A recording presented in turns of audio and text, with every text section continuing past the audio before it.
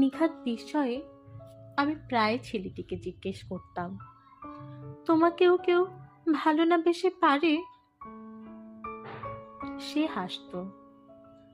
ছেলেটা নিয়ম করে তার হৃদয় ভাঙার কেচ্ছা শোনাতো আমায়।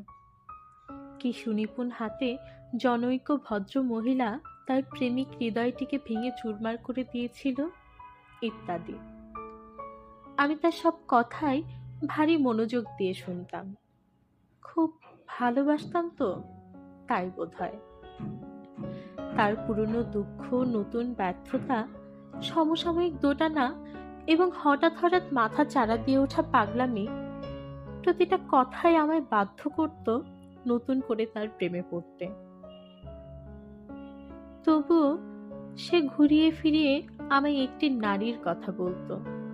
একটি নারী, যে নারী আমি নই, যে নারীকে সে বরং ভালোবেসেছে, ভালোবেসে নিঃস্ব হয়ে গেছে, যে নারীকে নিয়ে সে জীবন কাটাতে চেয়েছিল। এমন একটি নারী, যে আমি নই, যে কখনো আমি হব না।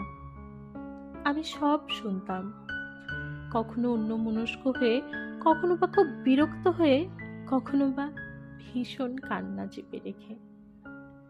সে বলতো, আমি খুব সাবধানে চোখে জল মুছতাম, যাতে সে না বোঝে, যাতে সে না জানে।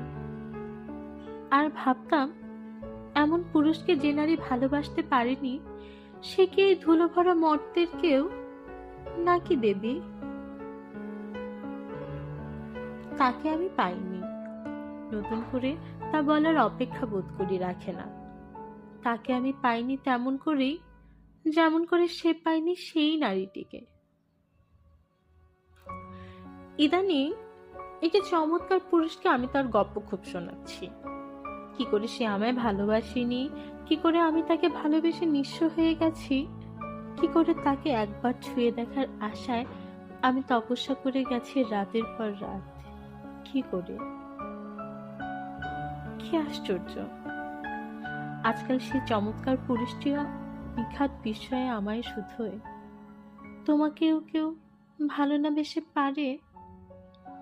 আমি মুচকি হাসি।